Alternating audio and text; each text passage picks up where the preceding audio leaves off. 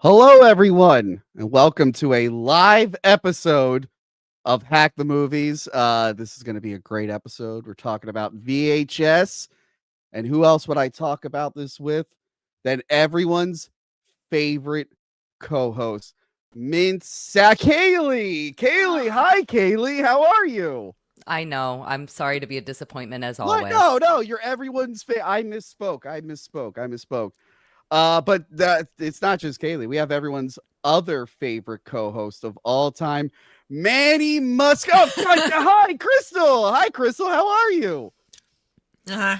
I ate before we did the live stream, but I'm Hey, glad. someone's got a job. Fuck We you. forget about that? You. Someone worked, what, Hey, 11 hey. hours today.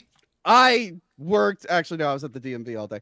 Hi. Did you get your everyone. license? No, because I. Shut up. You already know. I already told you because you warned me yesterday to have everything, and then I forgot like one thing. Idiot. Anyway, we're here to talk about VHS and how it birthed a generation of horror filmmakers. It should say filmmakers, but it looked too wordy on the thumbnail. Birth a generation of horror? Yeah, because there's so many filmmakers right now. Every like big horror filmmaker these days kind of came from this movie. And we'll go through it. We'll go through it. But yes, we got some fun stuff coming up on Patreon. We're doing a lot of fun stuff on Patreon. I've been amping it up now that I am an ambassador. I'm very popular. I'm very famous and popular now. We have a bonus video. We did the howling. Cayley, I did it. Screenshot. Cayley, I did it. I did more than one Werewolf Wednesday. We were afraid that Wolfman would be the only one for the year, but I did two so far. I'm so proud of you. Thank you. I Actually, did it. really, I think that we should say thank you to Crystal for this. I assume that was entirely her. Yes, completely, 1,000%. Yep. Okay, Yes, it was good. Thank you. I appreciate that. I'm glad I get some type of recognition once in a while. That's great. But yeah, you can listen to that if you're a $5 patron, or you can purchase it. Or you can watch it, or you can purchase it individually. I made the bonus videos available for purchase. Much like the commentary tracks, we have a new one for Mission Impossible Ghost Protocol. There will be an episode on that soon. Yeah, that's all available to purchase without pledging, but you really should pledge. It's cheaper and more fun. And all the cool kids are doing it. Right, Cayley? You pledged to my channel, right? Heck yeah. See? That's the way to do it. If you don't pledge, you're saying that you're cooler than Cayley. Are you guys cooler than Cayley? I don't believe it. No one Literally is. everybody is. And also, if you're a $10 patron for many months, you get stuff sent to you, like stickers and prints and a mug with my face. And You get Tony's face, a lot of Tony face. Excuse me, the poster at the 12-month mark is the big Nightmare on Elm Street that has all of us on it. So you get I don't know if I've ever seen it. I showed it. Yeah, to you. I don't have one of those. You sure? I don't even have the poster. Patreon will print the poster.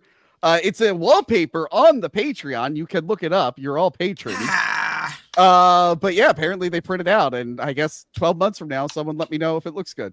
I don't know about all of us, but I ordered the table for VHS Fest 9. Why did you tell me that? You don't tell me shit. Where's my phone? I think I told you last night when we were secretly recording something. You did not. Okay, well, I would have said something. Okay, a day later. It was literally available to purchase yesterday, and I got it. So it's a day later. My bad. Yes, I will be at VHS Fest 9. Show. Wow. That's a bummer. This is the first time that I'm seeing the lineup for VHS Fest 9. It looks awesome. It's a good one, isn't it? It looks so good. One. I'm inviting myself to come and sit with you, Tony. Okay, I was gonna ask if you wanted to come again. Might try to get that house again with the Princess Diana plate. I miss them. I need those plates in my life again. I really want to know how they're doing. I will none of them not are broken. be there. Also, I'm not sure what days, but I will be at Fan Expo with Lena Nazari.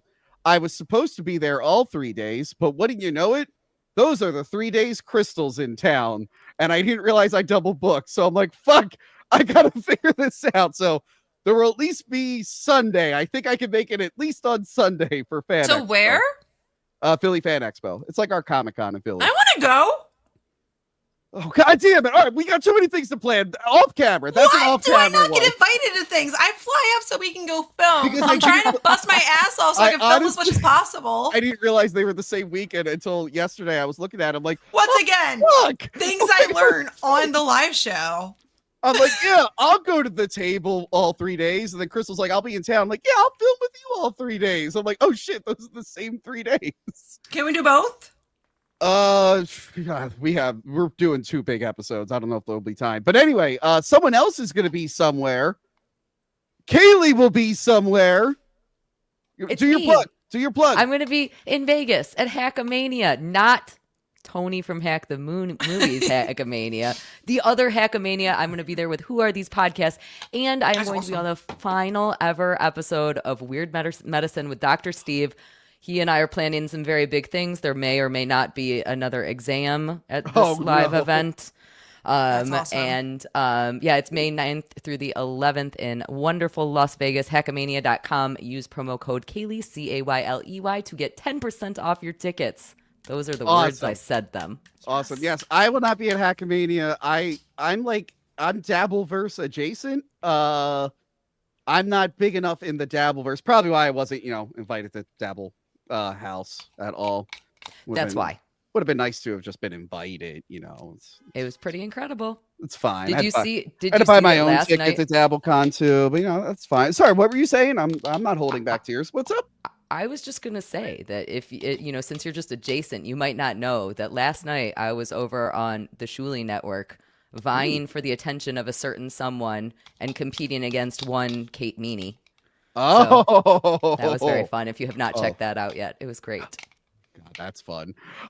Yes. So check that out. And by the way, if anyone in our audience is gonna need you to DM me, I need a favor. Anyway, I think Cayley knows what that favor is. I was supposed to be there. I decided last minute not to go. I almost decided last minute to go, but I got too much going on. VHS is the name of the game today. Longtime fans will know that we already did VHS 85 and VHS Beyond. Mm-hmm. And I decided, fuck it. Let's go back and do all of them now. So yeah, we're starting with the original VHS, which is brought to you by The Collective and bloodydisgusting.com, which Teenage Tony spent most of the early 2000s on the Bloody Disgusting forums. I probably should have made more friends on those things before it got shut down. All those people got famous. I mean, I got famous too, but I'm not Adam Wingard famous. Yes. VHS. It took me a minute to see this movie. Really? Like I said, I wasn't like the biggest fan of like You're Next. I know people love that movie. I'm not the biggest fan of it. So when I heard it was like that guy who did it, I'm like, I don't feel like watching. I'll see it one day. Then I want to say 2016, a lady made me watch it. And I was like, fine, I'll watch the goddamn movie. And I ended up really, really enjoying it. And at the time, there were only 3. And I ended up binging like all 3. And actually having a good time. I didn't realize how much I like 3. I mean, look, they all have hit or miss stuff, obviously. Yes. I think there's some solid stuff in 3. It's definitely the weakest. It's not I don't know if I don't think it's the worst of the trilogy. When it was a trilogy, it's definitely trilogy. Yeah, it definitely was the weakest. But no, I had a good time because it actually married 2 things that I love: found footage and anthology horror. And I'm like, that seemed like such a no-brainer. How did it take so long? Although they've kind of gotten away from the true found footage feel in the later films. Cayley, when did you first see VHS? I actually saw it right when it came out. So it was at some little-ish film festival, although it might have been something like Fantastic Fest.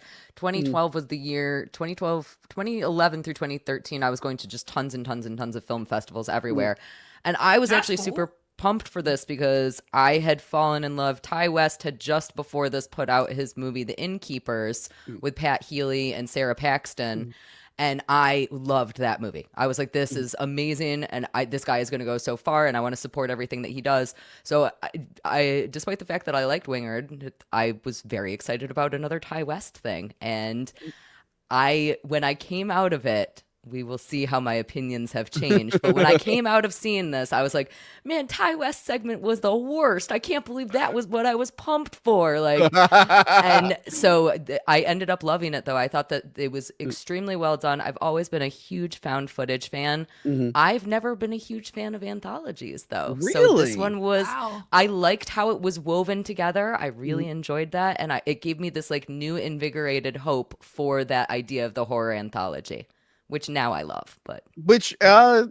anthologies, I feel like this did make anthologies popular. I mean, Trick or Treat did a little bit the few years before. Yeah.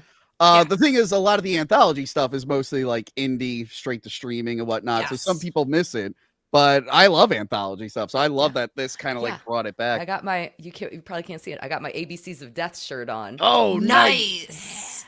I was, it's something that I've grown to love, but this is one of the movies that really made me get it. ABCs of Death 2, there was like a contest to be there for the letter M. And my friend wrote and directed one, and I ended up shooting it for them. We didn't win. I think the one that won was the guy. It's the one with the fat guys on bath salts and eating people. That one deserved to win. That one was amazing. Like when we realized that was the winner, I was like, oh, well, obviously we can't beat that. That's fucking gold. Crystal, when did you first see VHS? I honestly don't know. It's going to be that. It's really the same answer every time you Crystal, ask me when I've watched something. Going forward, whenever you write a movie, whenever you watch a movie, just get a journal and go, today I watched this. I can't go back in time. Like, I don't know. I'm sure I saw it closer to when it came out. I want to say this is usually streaming for free. All three of them are, except for now. Except for now, it's not, which is annoying. I like libraries. I'm a big library fan. That's right. It's on Hoopla. That's what I watched it on, because I got about 16 different library cards. I should do that. Also, Crystal, I don't usually read the chat from the poor. You don't read? You could just leave it there. I don't read the chat from the poors, as they're known. We only read super chats. Get your super chats in, everyone. We will do or say or read whatever you want us to do. But I have to put this one up. Who is doing dishes? Clang, clang. Are you almost done eating? Are you done eating? God damn it. I'm trying to eat these really slowly because I'm doing 75 hard, which is really fucking hard. And I'm in a calorie deficit, and I want like 20 of these, so I'm eating them really slow to kind of like enjoy them. Good job. All right. Who doesn't like dino nuggies? Anyway, the main filmmaker of this is the guy who does the whole like narrative arc, the interweaving story, the framing device. That was the word that I was looking for. Is Adam Wingard. He wrote it with was it Simon Barrett, who they've written a bunch of movies together. Simon writes a couple of the segments in the movie itself. This was right off of You're Next. That was like their big one. Then they did this. Afterwards, they did The Guest, which is really, really good. And then they did Death Note and Blair Witch, which are really, really bad. It was an interesting turn. Yeah. I really didn't like Adam Wingard for a while. I really liked You're Next, and that's when it... luckily, I ended up seeing VHS, but I think I saw it after these two, which I'm like, oh, these are really bad. But don't worry, he won me back. He ended up doing Godzilla vs. Kong and Godzilla X Kong. That think Godzilla X Kong is the greatest film not called Moana. Those are my nieces. They make me watch the movie over and over and over and over and over. And I like the movie, but I don't want to watch it over and over and over. Anyway, Adam Wingard, I've watched that movie 6 trillion times in the last year. So now I'm his biggest fan. The movie opens up with a bunch of assholes. These guys are the worst. They really are. I wanted them to die immediately. Yeah, this dude is trying to secretly film his girlfriend having sex with him. Has anyone ever tried that on you guys? I've never tried to pull that off. Has anyone tried to pull that off on you guys? Yes. I thought so. Not that I'm aware of. Stuff triggering me. As if the movie did it. No, they're total assholes, but it works so well how they set these guys up to Yeah. be total assholes. Yeah. You need assholes to be running the show, and these are the perfect guys to do it. Every single They're one of them seems worse than the next. These guys Yes. are douchebags. And we find out where they're being paid by people to do these horrible acts and everything. They're attacking a couple in a garage. They're filming themselves No, breaking. they didn't just attack I know. a couple. I know. That made me fucking like I wanted to murder someone. They when show I it said, like, so many hurt. times, them ripping her shirt off. Like, show Yeah. it over and over again. This part where they're just filming themselves breaking things. They're a little too old for this. Look, breaking stuff is fun when you're like a teenager, but this is mostly a guy thing. Did you know guys who were like real into just going and breaking stuff all the time? And then I did know people who were like still doing it like a few years into college, and it's like, oh no, guys, you have a problem. Yeah, you shouldn't be exactly. wanting to I know. Yeah, when they were in middle school, a lot. Yeah. High school, yeah, but it started to phase out. In college, not really. But these are grown ass fucking adults. Like, what the fuck is wrong with you? Y'all right there? It's fun to throw an old TV down the stairs, but like to do it all the time, and it's like, oh guys, you gotta like grow up. This is bad. Don't do this. I don't want to waste a weekend seeing you smash glass in a fucking insane asylum that's been shut down. I want to do other things. So yeah, it's very relatable, this opening sequence. I've known a lot of weird scumbags like this. I think it's just chaos. The entire point of that, you need to see them. I don't care if it logically makes sense or not. You need to see them doing the stupid juicy kid stuff because again, this is like the whole movie as it goes on, and even the cut scenes feels like faces of death. I want to see people doing real things, and that is what you get from those opening sequences. Yes. Yeah. These are the guys to pull off all the scummy stuff. And this guy lets them know that someone is hiring them to go to a house to get a tape. I think at one point he says, like, yeah, they looked at your stuff online. And I think someone makes a comment. They're like, our stuff isn't online. He's like, I don't know. He found it somehow. Yeah. They said, how do you know my name? Because they don't put their name online. Yeah. So we get a heads up that there's something shady going on. They get to the house, and all they find is a room full of TV screens and VCRs and a dead guy just hanging out, just being all dead and shit. I will say this is supposed to be VHS. This is a mini DV cam, I think, and it's widescreen. All the VHS stuff is widescreen. That's your biggest complaint about all the VHS stuff? It's filmed on glasses cameras and on like it literally makes zero sense. I know zero sense. I know they put the footage onto VHS tapes, but not a lot of it is shot on VHS. Who's like, I'm gonna take my Google glasses and I'm gonna take all the video footage that I filmed on these, and then I'm gonna transfer that to a VHS tape because that's how I would like to preserve this material. Nobody is doing that. Nobody. No. But this begins the trend of someone staying behind to watch a tape and then disappearing afterwards. They don't know what the tape is that they're looking for. They were not specific, right? Yeah. So they have to just watch all of them and look for more. But they don't know what they're looking for. Yeah, that's the weird So how thing. will they know when they found it? Well, they won't because they're all gonna die. Because I feel like this is a setup by someone else. They just wanted to see the footage of them being picked up. Yes. So our first segment plays, and it is directed by, oh God, where is it? David Bruckner. David Bruckner, who did The Ritual. There are 10 million movies called The Ritual. He did the one that you probably watched on Netflix with the big deer monster, which is solid. And Crystal, he also did Hellraiser 2022, which we reviewed. Yes, this is Amateur Night. This is he definitely did Southbound too, right? Yes, but I haven't seen Southbound, so I forgot to mention that. But he did do it.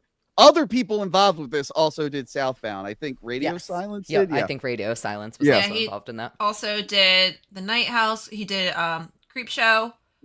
Probably an episode of Creep Show, yeah. Yeah. Southbound VHS, Talk Show, and The Signal. Yes. But this one is Amateur Night. A bunch of guys are going to go out to party. And this guy, This guy is wearing camera glasses, which I've actually worn in the past when I used to do hidden camera stuff for the YouTuber Ed Bassmaster. I was his cameraman for a few years. We didn't use glasses cameras often because they look like... Actually, I was using glasses cameras around this time, and they did not look this good. The ones I had looked like shit, so I was actually jealous of how good the footage turned out in this. They actually look like meta glasses here. Yeah. Yeah. But yeah, they're gonna go out and just a party. They meet a girl who looks like I have a question about Okay. this segment. So the premise of the segment is that these guys, they want to go to the club and meet girls and bring them back to their hotel room. Yeah. And they're like, we're going to film that with these glasses. We're going to basically make our own little porno here. Yeah. Why would they give the glasses to the nerdiest of the guys? Because they probably figure that he's going to sit back and watch. Yeah, they want him to film them and watch. Got it. Okay. Got it. Who looks the I most didn't get like... it. Who looks the... Oh, hold on. Let's go back. Well, but it seems like they're trying to get him laid. So I mean, if it turns into a POV video, then fine. But I think in their mind, they're like, obviously he's going to strike out. Watching. We'll Yeah. put him in the... But they're going to still try. Yeah, they're going to still try and be like, hey, bud, you might be able to get second base. But yeah, they meet this twiggy alien broad there. With her eyes she's really so fucking pretty. Their eyes far apart and the big dent in her head. Who can only really say a few sentences, and they're mostly, I like you. I like you. I like you. So yeah, they're like, all right, well, we found a couple girls. They go home. They go to the hotel. They drink some more. They're all getting like frisky with each other. This girl passes out. I actually thought it was really nice when that girl passes out. The guy continues to try. There's like a lot of like criticism relating to this original VHS about like misogyny and how women are treated and blah blah blah. But I thought it was really interesting, and people are constantly saying this is super misogynistic. As soon as that girl passes out, all the other guys are like, "Don't keep trying to hook up with her. Stop touching her." I mean, they're assholes. They're assholes. They are filming without consent, but. They're not there are the first levels. group. There are levels of assholes. They're not like the first group. Also, misogynistic. Like the first two segments are about like women being horrible. Yeah, I love it. I say it's called revenge. Okay, we'll probably talk about revenge. We'll talk about the revenge in the next segment. But this one, they're a straight up monster. Spoiler. So she's really into the cameraman. And she doesn't mind the other guy, but she fucking hates this dude. Oh my god! Like this guy's like, she's like, no, gosh, like hissing at him, hisses, acting like an animal. Also, I need to see if I can buy the local celebrity shirt. If that's a shirt that's real, I need to buy that and just walk around my neighborhood with it. I say that as a guy who goes to my local bar wearing the shirt with my face on it. I need to be more of an asshole out in public. But that shirt is just screaming my name. So yeah, she's not a fan of him at all. They undress her. They're like, all right, she's down. Then we get a brief glimpse at her feet. And the dude's like, wait a minute, look. And the guy's like, no. And I'd be like, no, holy shit, dude, look, those are fucked. Those are claws. Those are talons. Mm-hmm. That is a space woman we have in bed. We have to get out of here. We're all gonna die. But she's horny as fuck. She's horny. That guy's horny. That guy's not horny. She tries to do it to like both guys, but yeah, I guess the third guy tries to get in, and she wasn't a fan of it. She bites the shit out of him. Also, we get full frontal nudity on her, but we also get full frontal nudity of this guy. It's an equal opportunity film. I forgot to get a picture of him. There is just like randomly later on in the basement, there's just a naked guy that runs in the dark for no reason. But yeah, they realize something's up, and it turns out she's a siren. They never say that, but I know that's her name because of a fact I have at the end of the segment. But yeah, she's using her fucking claws to rip the guy's throat open and shit. It's brutal. She's supposed to be like a succubus, right? Like, I think sirens are different than succubuses. I feel like she's a succubus. Okay, you could call her a succubus. Difference. I'm going to between sirens. Sirens and succubus. I like this part where she's just posing, waiting for them to come out. I like that reason. Oh yeah, no, Cayley's right. What? Cayley's 1,000 times right. 1,000 times. As There's per no the difference? huge. There's no No, difference? I thought it was weird. Sirens, they're like mermaids. They're the other version of a mermaid. They're the evil mermaids that they like to sing, and their whole thing is to lure I've read the sailors. Odyssey. I know. Well, then you should know. Succubus are the fucking like they're sexual demons basically, So and it says right here It's they much more erotic. It's much more. Yeah, they're succubi are supernatural beings that primarily engage in sexual activity while sleeping with humans, often in their dreams. Oh, is this a dream? Well, anyway, they try to hit her with a stick, and it doesn't go well. It actually goes the worst it could possibly go. The guy gets his dick ripped off. And then we get the most iconic moment in the movie where she comes down to this guy after murdering all of them. And I don't know what's going on with it. I thought that was like a mouth on her head, but I think it's just, I don't know what, her head's splitting open. Her eyes are very vaginal. far. Yes. And she still likes the guy.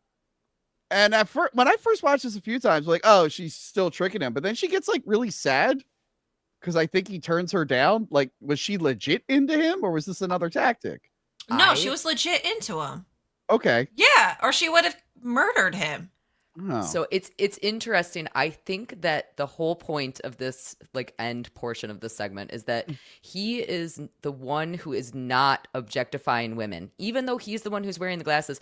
Even when she starts to come on to him, he looks at the wall. So like we as the audience get to see the wall because he turns his head. He's not even looking at her, not because he's horrified by her, but because he doesn't want to treat a woman in this way. And she can tell that he's the one who's like the good guy. He's the nerdy little dweeb who is not doing all of the wrong things. And I think that that's why she likes him. I think that that's why she is allured to him. Yeah. And luckily she doesn't know what camera glasses are because I feel like that would break her rules. Yes. But she lives on an island probably somewhere when she's not doing this. So she's not up to date. She knows enough to put a dress on and go to a club. Somehow she can get into a club without an ID. But she doesn't know what camera glasses are. She's got a vagina. She's fine. It's true. But yeah, she like runs into the corner and like cries because she got turned down, which fucking get over it, lady. I'm sure it never happens to you. Get over it. And then she decides that man needs to die. And this part is kind of sad. She didn't kill him. I guess that's true. She wants to keep him forever. We don't know if he actually dies. I assumed he did, but why? We don't know for sure. I don't know. She swoops him up and takes him with. Now he's her forever pet. That's horrifying. No. That seems worse. No. Crystal. It's it's exactly like how Crystal is trying to savor the dino nuggets. Like, savor this man. It's perfect. I get it. Thank you. I did feel bad like when he's going around like banging on everything, like help me, and everyone's like, what? I feel like those guys would have helped, except the fucking Lady Jeepers Creepers came out and swooped him up into the sky. How do you explain that to people? They're like, what happened here? I'm like, I don't know. Big bat lady came and picked him up. I swear I'm not crazy. I was just hanging out in the parking lot. But you're right. They take off with him and his glasses fall all the way back down to the ground, which is pretty funny. And that's the end of segment 1, which again is probably the most popular from this film. So popular that they've only ever made 2 spin-offs of VHS, and this is one of them called Siren. Why did they call it Siren if she's a succubus? Succubus. Does she sing in it? I've never actually watched it, but I did look up some of the pictures, and she does look a little more mermaid-like in that film, so I think they tweaked it to make her a siren. It's directed by a different guy, but it's the same girl. Apparently, they like pushed to make sure they had her. A lot of movies called Siren. Okay. Yeah, 2016. Siren 2016. Thank you. I want to say, years before I saw this movie, I saw that image with the split head open and everything. It would pop up everywhere. It's iconic. It's iconic now. Wait, so it makes sense. Is it after? Because it's the same actress. Is it supposed to be after she takes them before? Or is it I think it's a whole original story. Like it's like taking the idea of the film, but expanding it. this was like a proof of concept, I guess, for a feature film. Yeah, I never actually got around to watching the full film. Or the second one, the alien slumber party from the second film got turned into Kids versus Aliens. And I want to check that one out too. But yeah, the segment ends. The guy's camera's on the ground. He's missing. But the corpse is still in there. And this dude's like, all right, I guess I'll put on another fucking movie. While they're doing that, this is when they're in the basement. I forgot to get the still of it, but they're looking around. The camera pans. It's just a naked guy running in the basement. They're like, what was that? They're like, I don't know. Again, they're looking for a tape, but they were never told what tape to get. And there's just mountains of VHS tapes. So they're just grabbing whatever. I love that they keep setting this up. They keep making you look at the dead body behind them. They really draw your attention to that guy in the chair. I love it. It's just so good at building suspense. And this next one is the Ty West one. What did you want to say, Cayley? Look like you're about to say something. I was just gonna say with the old guy in the background of all of the cutscene shots. Like I remember the first time that I was watching this, not having any idea if he was alive or dead. Like I remember very, very strongly every single time he was on screen, I was like, is he just gonna wake up? Yeah. Like I had no idea. It was, and that's how good that tension was. Mm-hmm. I kind of knew something was going to happen. I just didn't know like what it was. I didn't when he finally shows up at the end. I didn't expect him to be that. I thought it was going to be a little bit cooler, but you're right. The building the tension is like perfect. But yeah, our boy Ty West, who I saw at a table at Monster Mania when he walked by, and I went, "Hi, Ty West," and then he kept walking, and everyone made fun of me because I yelled at everyone at the table. Apparently, Eli Roth walked past the table. And they just all stared awkwardly and let him go. And I'm like, you didn't tell them about the show?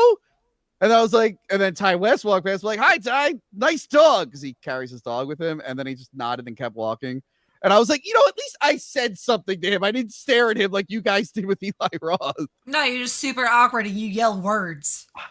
He's like, oh, look, a little special boy. I could have told Eli Roth, like, hey, we covered one of your movies, Thanksgiving. And then I would have went and deleted the Borderlands episode, so he never saw it because that movie's really bad. But yes, Ty West, who I think at this point I had only seen Cabin Fever 2, which I don't think is one of his better ones. I've since grown to really like his movies. I love House of the Devil. Have you guys seen House of the Devil? Yeah, it's amazing. It's so outstandingly good. I think it's his best. House of the Devil. Yes, I still need to see The Innkeepers and a few other movies. House of the Devil was one of the most convincing movies that I've ever seen until the final act. I think it's outstanding. But I would really highly, highly recommend The Innkeepers. It's definitely one of the films that gets talked about the least of his. And it's stunningly beautiful. Pat Healy is outstanding in it. Sarah Paxton is outstanding in it. It is just, I can't say enough good. Yeah, I need to go through his like full catalog soon. Because I like everything I've seen him do. And of course, he is now known for the X trilogy. Yes. Which I'm a big fan of. I love how each movie is its own little thing. But yeah, he's like solid. And I agree with you, Cayley. This one's not the best, unless your opinions change. But this tells the story of a couple. It's titled Second Honeymoon. Yes, they're on their second honeymoon going through Route 66 in Arizona. The girl is played by, hold on, what's her name? This is important. This is very important. She's played by Sophia Takal. Crystal, does that name sound familiar to you? Maybe. It turns out she's also a filmmaker. Do you want to know what movie she made, Crystal? The way you're saying that, I don't think so. Get ready to get angry. She did the 2019 Black Christmas movie. Oh, no. Which we reviewed. Spoiler for this thumbnail. No, she directed it. She made the movie. I can't comprehend that. Because I was looking at her today. I'm like, that girl's actually cute. Have I seen her in anything else? And I kept seeing Black Christmas 2019. I'm like, I don't remember her as one of the girls that I saw direct her. And I went, oh, God, I'm getting flashbacks to that shit show. She really hates men. Cayley, have you seen that one? Yeah, it's horrible. It's horrendous. It's absolutely horrendous. It's the dumbest thing in the world. I shouldn't. I've seen a lot of women pretend to like things that were terrible out of spite. I've yet to meet a woman pretend to like Black Christmas 2019. Like it's so bad they can't even get people to pretend to like it. I saw women pretend to like Wonder Woman 84, Not even that's like the worst one, but like Black Christmas 2019, everyone's like, no, even we can't do that. That's too far. They end up at a Wild West town where what's his face from Big, which they name drop because they knew they weren't going to get away with it. His Western cousin reads them their fortune, the old miner, and she finds out that a old love will return and other hippy dippy bullshit. And she's like, wow, I wonder if that means anything.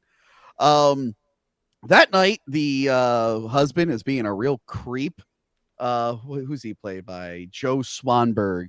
This whole scene is uncomfortable where she's like, I really don't want to be filmed. And he's like, how about you give me something? It's like, dude, just fucking relax. What are you doing?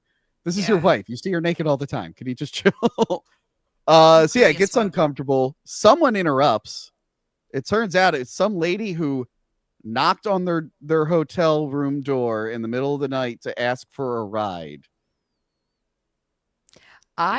If somebody was like, you want to go on a second honeymoon, and then this was my second honeymoon, I would be like, all right, divorce time. Like, this is not she spends a whole bunch of time checking the beds for like bed bugs and disgustingness, and like it's not a luxurious. I understand maybe they're getting to enjoy themselves together, but this is the type of motel that they're staying at. Is that it's not that surprising that somebody would knock on their door and be like, hey, can I have a ride?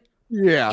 I will say, I feel like it comes out a little bit here when she's uncomfortable with him with the camera, and then he's got a thing where he accuses her of stealing later. I feel like this second honeymoon is really like a let's fix the relationship trip. Yes. I don't think you guys ever went on one of those. Those are fun. That's what it feels like. You've been on Let's Fix This Marriage thing? Not marriage. I definitely went on a let's fix this relationship. And how well did that go? Oh, the COVID lockdowns happened in the middle of the trip. So that lets you know how good that trip went. Oh, that Yeah, take a sip of your liquid there. You're gonna need it. That was fun. That was fun. Good wedding though. We had a lot of fun at that wedding. That night, someone breaks into their hotel room, plays with their camera, whips out a knife, rubs her butt, steals the guy's money, and then just puts his fucking toothbrush in the toilet. That's too far. That's too far. That is a perfectly timed comedy moment because you know what's gonna happen, and yet you're like, what the heck? I love it. I love it. I love it. I love it. And I feel like they ripped off Seinfeld personally. That was the problem. That was entirely the problem. But you also kind of, when you start, this is a really interesting segment because the tension in this is very slow building, but you do feel the tension throughout the entire thing. Yeah. So, for example, in your brain, you're kind of like, wait a second, how did this person get into the hotel room? Like, it's relatively hard to get into a hotel. So you're starting to think something is weird. Why would you do something malicious like put somebody's toothbrush into a toilet? Yeah. Unless there was some sort of motive, and you're getting these like little teeny tiny cues, and I love it. Yeah. You want to think it's kind of supernatural. You're like, is it supernatural? Because they're all of a sudden in the room. But you're like, why would something supernatural stick a toothbrush in a toilet? Yeah, and also you don't know you really don't know what's happening. Also, he was being weird about how he like had the encounter with the girl when he was like relaying the information. I don't know why he was being so weird. Like she asked for a ride, and like she was young, like not too young, and I'm like, dude, just say it was a crazy lady. Yeah. But then he kept saying like she made him feel so uncomfortable. But the thing is, she's just a normal girl. You find like. I wonder what happened. I want to know what that interaction was. I don't know. Was he into her and had feelings of guilt? He was horned up at the moment. Yeah. And his wife was being weird. And then he saw another girl knock on his door. I don't know if he was just, I don't know. We don't get to learn enough about these characters' backstories. Which I think like that though. Yes, which I think is intentional. But now I'm just like, what was their deal? I don't get what their deal was. Then he accuses her of stealing the money. And I love he has that line where he's like, it's not the first time you treat it yourself. And I'm like, oh, she does this a lot. Then they go to the Grand Canyon, I guess, or Green Screen Canyon. I don't think that's real. And there's like a moment where you think like he died or fell off the cliff. Yeah. And it's like a bit of a fake out, not like a really effective one because I don't know. It just didn't work for me. That night they go home. The person comes back and kills him, and then it turns out it's his wife's secret ex lesbian lover. Hell yeah. And then they run away together. Why did they film all this? What was the point of this? This murder makes like no sense to me. Okay, they do end it. I think one of the last lines in this segment is, "Did you erase it?" Yeah. So it's clearly something for them.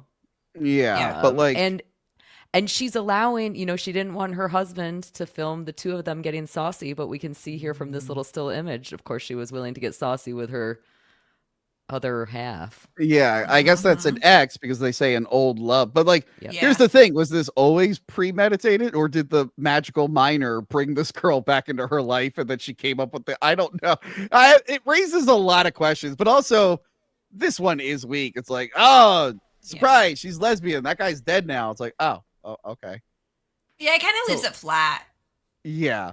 How do you feel about it? You said it disappointed you at the time.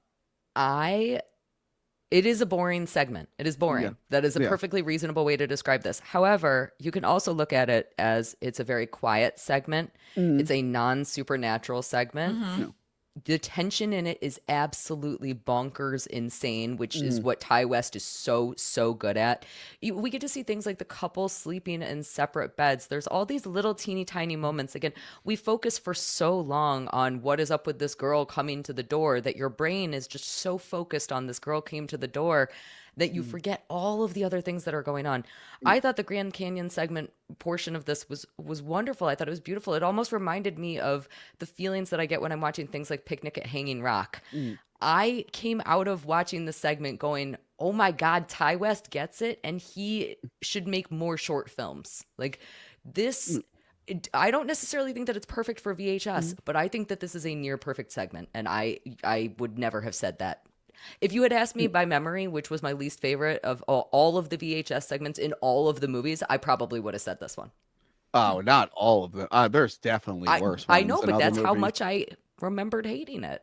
That magician documentary was stupid. There were a whole bunch. I'm sorry, that dog one and Beyond. Which didn't fit the theme at all, which we talked about. Or even I think that's what bothered me the most. The framing device in Beyond was stupid because they're like, look at this amazing, and it's like the fakest shit you've ever seen. You're like, what the fuck? Why did they save this one for the ending? This isn't as good as anything that was in the movie. Anyway, yeah, I mean, it's all right. I get what you mean about like the building tension, but at the end, I was just like, oh, that was it. They're just like secret lesbian. Oh, I like that. It's a small payoff. I like that. I think it's great. I think it's great. I wanted to see something just a little bit more. Something, a touch of something. Yeah. It's not the most predictable Ty West ending. That has to be Maxine, where the whole movie you're like, it's her dad. It's her dad. It's her dad. You're just like waiting for the reveal, and it's like, wow, surprise, it's her dad. It's like, yeah, we called that from the end of the first movie. Still a great movie though. Still a lot of fun. So next up, old man is gone. He's out of that chair. Bye-bye, dead man. I don't know. He's probably hanging out with that naked guy who's running around. Who is that naked guy? I still don't know. It's his lover. Leave him alone. So he's got a zombie naked guy in his house too? Yeah. Okay. Who doesn't? So many unanswered questions. This one is directed by, I have it here, Glenn McQuaid, who's directed some stuff. He did a movie called like I Sell the Dead. He does a lot of stuff with Larry Fazenden and Glass Eye Picks. They did a podcast called Tales from Beyond the Pale. I think that's like his biggest thing. So yeah, this one is, what do they call this one? Hold on. Tuesday the 17th. This is Tuesday the 17th. The worst acting in it. Well, Crystal, they're trying to make fun of Friday the 13th, I think. And I feel bad saying that because Lar Park Lincoln died today. I don't want to say Friday the 13th actors are bad. But I mean, look, they're not all she was good. Not all of them are great. But this took me out. This remind me of the newer fucking VHSs because the acting in the newer ones are so horrendous. Yeah, they're not the best. And all the other segments are acted really well, and I liked it. And then this just made me think I was watching one of the newer ones. Yeah. And I was just like, oh God. I still enjoy this one. This is fun. So this girl is bringing a bunch of her friends up to a lake. And we realized she gave them all different like backstories. She's like, I want to hang out with just you. I want a girls' weekend. Trip. It's like, wait, why did you just come up with one? Why did you overcomplicate this, lady? Why did you overcomplicate this whole plan of yours? Yeah. But yeah, she always comes up here alone. They bring that up. So right away, you know there's something up with this. You know it's a Friday the 13th kind of inspired thing, but there's something up with this lady. But they're having fun. They're making fun. They're making like dick jokes with this guy. And then we start getting glitches in the film. And we see literal corpses in the film. I like when she's like, my friend fell into that wall. Then it just glitches to that. I liked that. Yeah, and then she drops this line to them. She's like, hey, you're all gonna fucking die up here. He's like, what? Why did you say that? Why did you say that? Guys, when we went to VHS Fest, if I had just turned to you and went, hey, by the way, you're all gonna die tonight in this Airbnb, would you have continued staying there? I would have taken those Princess Diana plates and run. The police are like, he said he was gonna kill you, Yes. not break the plates. He's like, I couldn't Save risk the it. plates. I Save couldn't the plates. I'm sorry, does anyone even know? Hold on. Does anyone even know? Yeah, what we're please show talking? it. I gotta bring it up. I don't know if we've Please ever show talked about it on the show, actually. I don't think we talked about that night. You know, it's funny. It's definitely on my Facebook because I use my personal Facebook less and less. So I'll find it pretty quick. So I got tagged in it. Hold on, let me save it. That and was then- I had so much guys. fun that weekend. So, All okay, right. this was at VHS Fest last Yes. year, and all of us were staying in an Airbnb. And Tony, I think you got there first. And the first thing that we you were got sending there. me pictures. Oh no, we got there first. Didn't we get? I drove with you, didn't I? I have the worst memory in the entire world. So, Or did I drive with?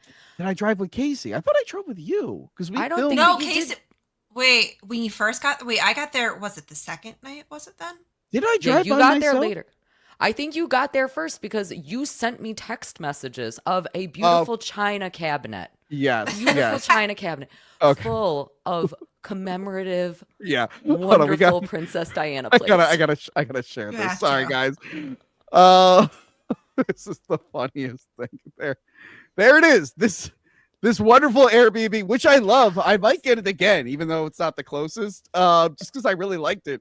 Yeah, just a whole display case of Princess Diana plates. Oh my God, what a fun weekend. That was so much fun. So great. I love that picture. I Ugh. want the picture of where it was photoshopped of our faces. when Oh, I I- did that, Yeah. Yes, I love that photo.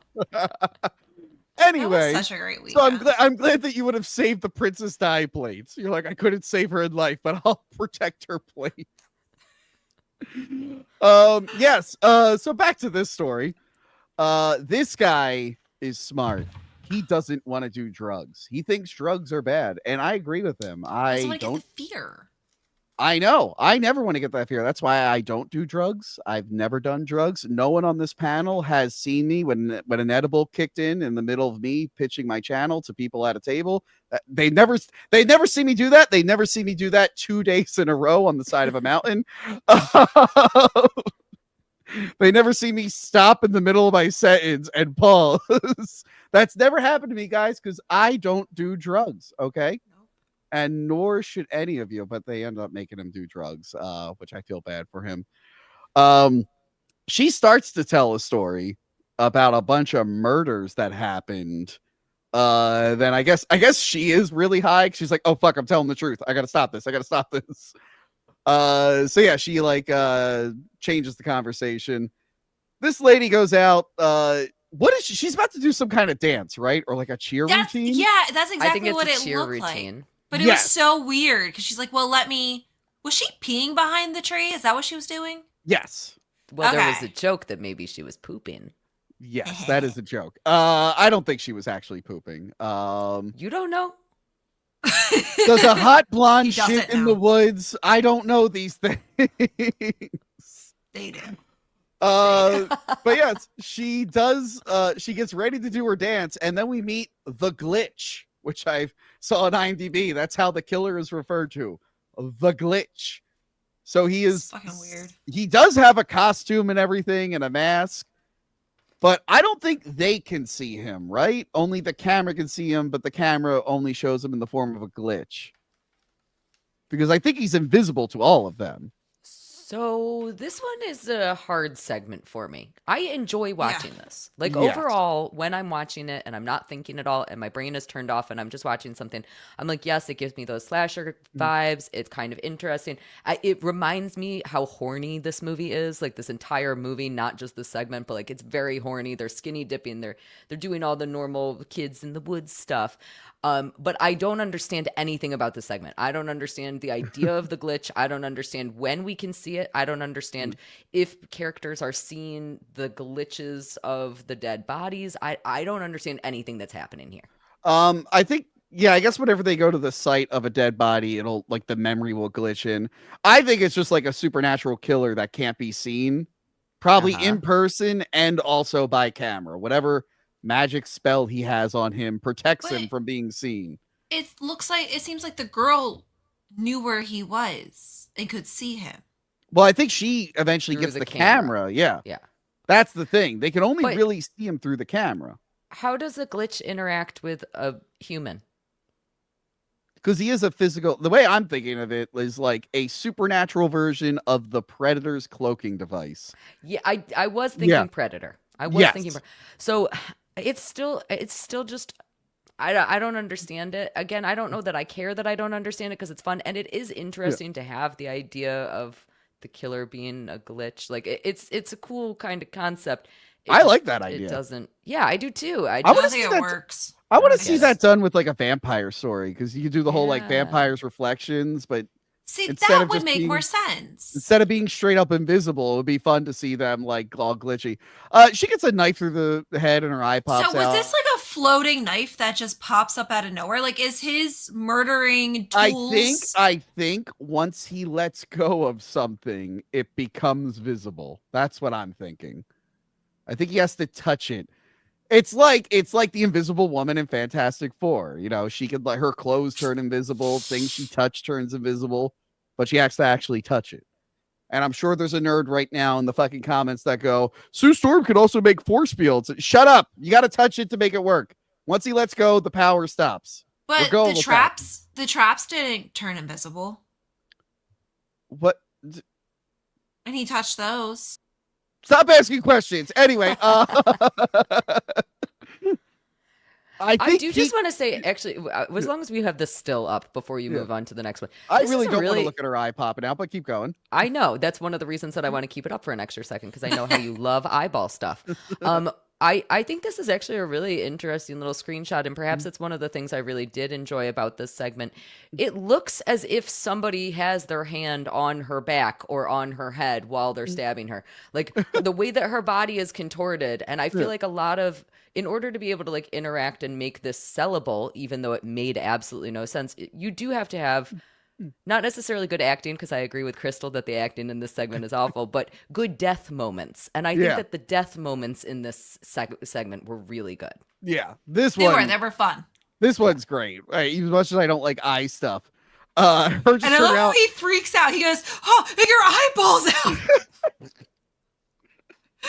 out!" Which again, I would probably do. I'd be like, oh, I can't look at it. And I just run away before they even hit the ground. Realistically, I just wouldn't be up there. Someone's like, want to go in the middle Tony, of the woods? I'd be like, no. You're the one that would actually survive a horror film because you would say, fuck everyone else. I would. As soon as you see one little thing, you're like, I'm out.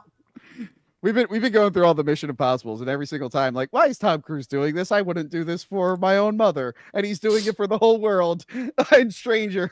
I wouldn't get on that building for anything. So yeah, she dies. He dies. And then this guy, the girl picks up the camera, the girl who brought them all out there. And she's doing the whole like Friday 13th, like, wanna fuck and blah blah blah. But then she starts to notice the glitch in the background. She's like, oh, by the way, you're bait. You're all here as bait. You're all gonna die. Sorry about that. I need revenge. Okay, so he starts saying, oh, wait, that story that you talked about earlier, I do remember that. Yeah. It doesn't seem like it happened that long ago? And how do they not all just know that that's the woods where there was a murder? Because it's clearly not far from her if she's going up there a lot by herself. Yeah. Like, yeah, they're driving. It's not that far. They're going. I don't know. I hear about crimes that happen all the time, and then I forget them like 2 hours later. I mean, that happened like right near you? Yeah, probably. Of like some like kids around your age, like it. I mean, old men your age. It's about you caught yourself, you bitch. You caught yourself, you bitch. I love that you fucked up both. You're like kids your age. I mean, old men. I'm neither. Well, kids, because I'm thinking like, you know, when you were a kid, being their age, what age they're supposed to be, and then I was like, wait, I mean, like right now. Okay. I am 25 years old. Okay, I can finally rent a car. It's great. I'll never turn 30. Did you say 85? You said. Oh wow, they have bad reception in Florida. Must be a hurricane down there. Sorry about that. Anyway, the glitch shows up behind him and then cuts his throat. Oh, good, you're back. Yeah, so she used them as bait to get out there, and that's fine. So he's chasing her, and I realize she's going to have a plan, and then he falls into a bear trap, the killer.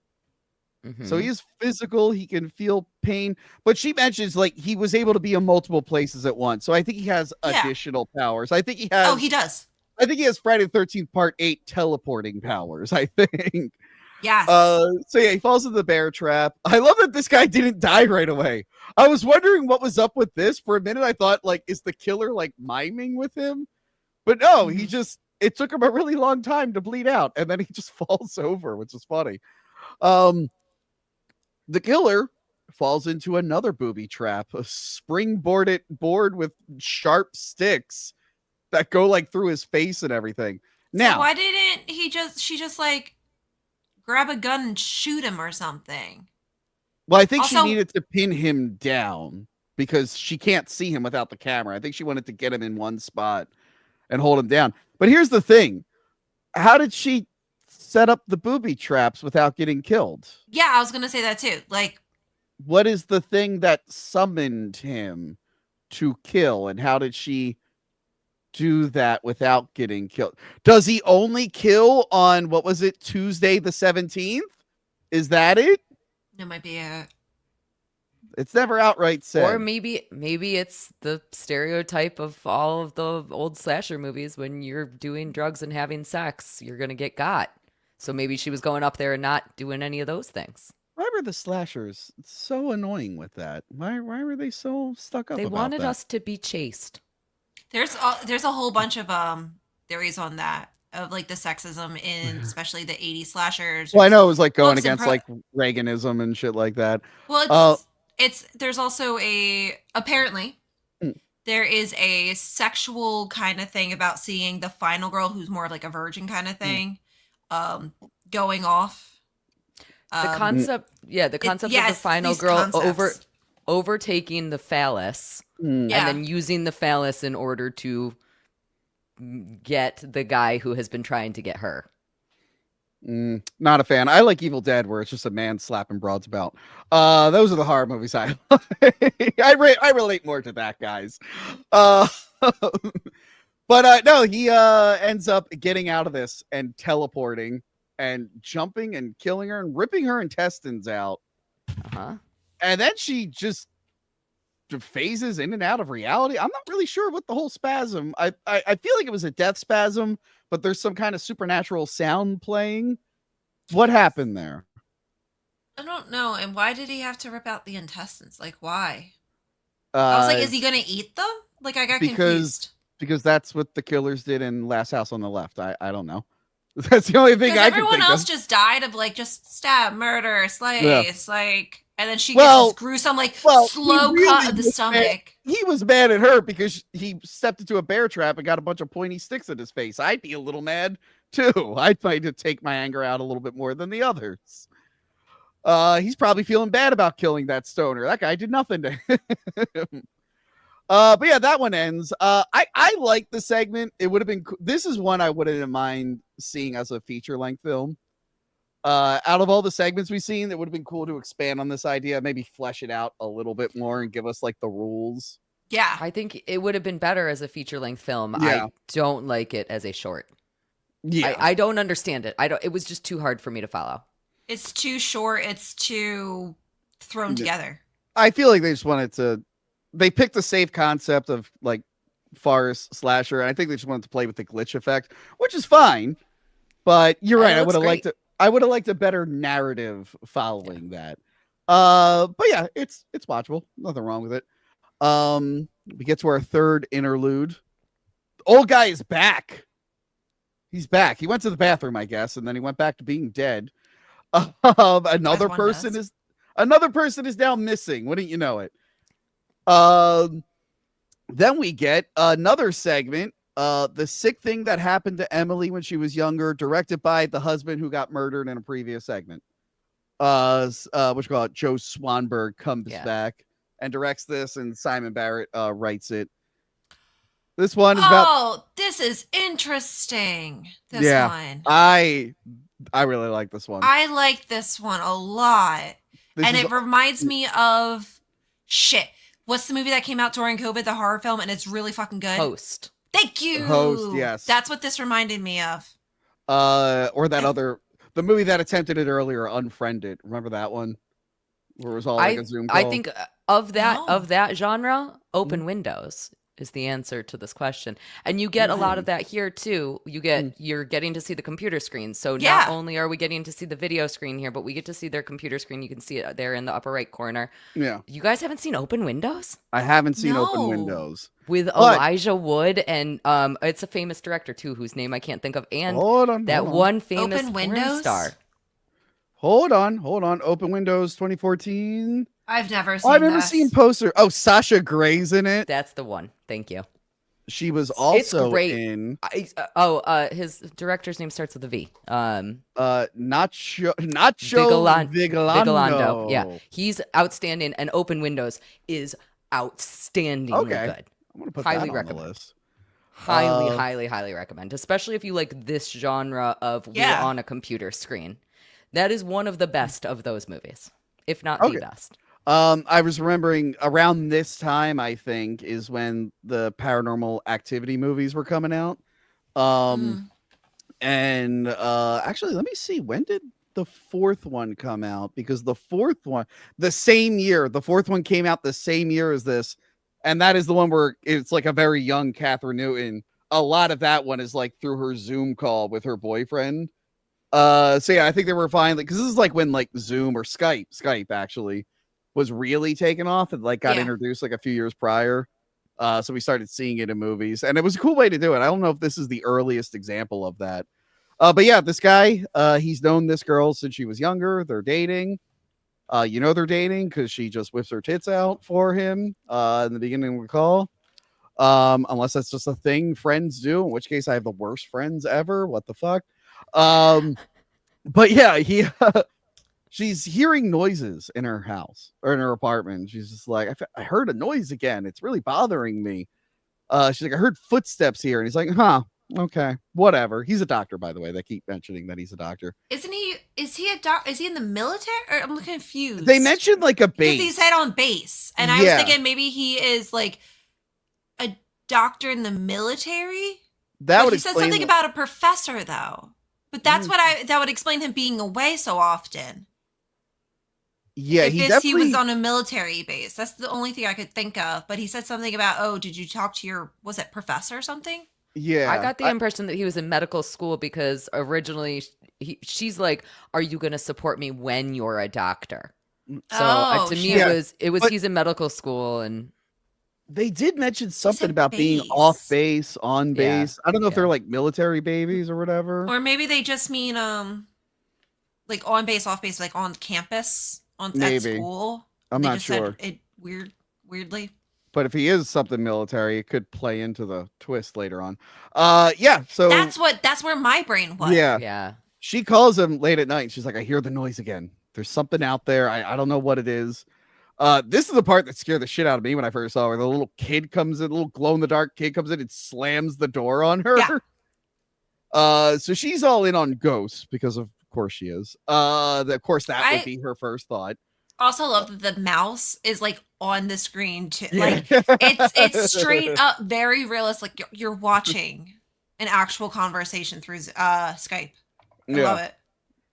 I will say though, again, why would you transfer this onto a VHS tape? I cannot get over that enough. That like, why is this? Especially when you get to VHS viral and it's implied whatever this entity is wants them off the tapes and broadcast it online. It's like, well, a lot of them were already filmed digitally.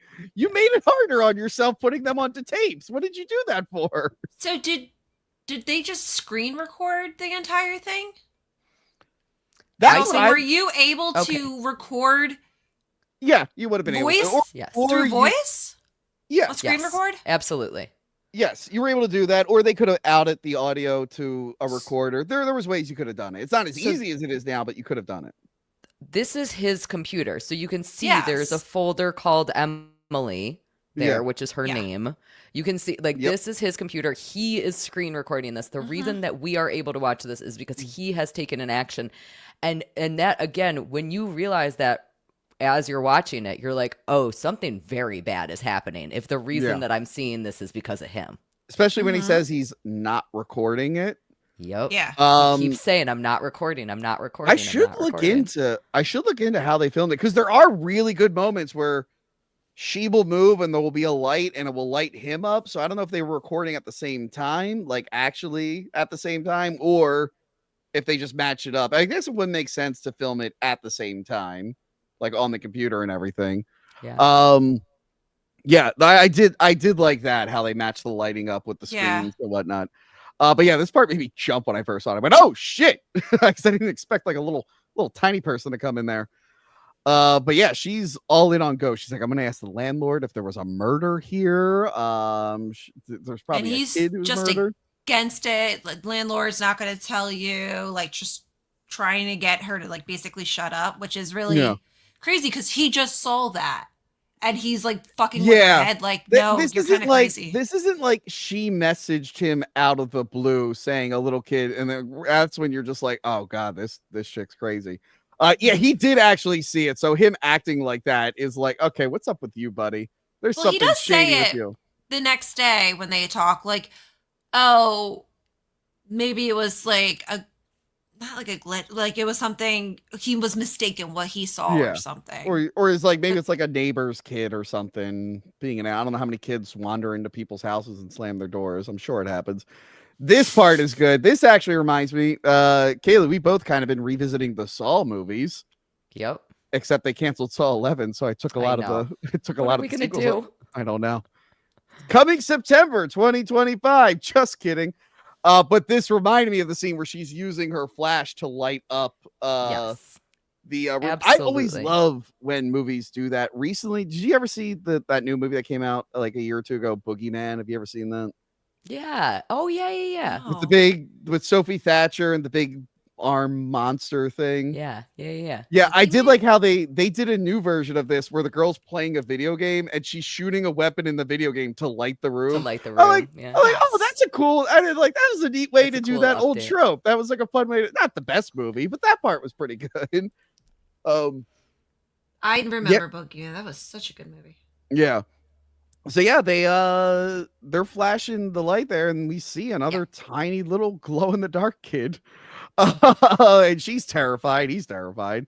And then the next day, you can tell there's something up with her. So she mentioned, because it's called The Sick Thing That Happened to Emily when she was younger.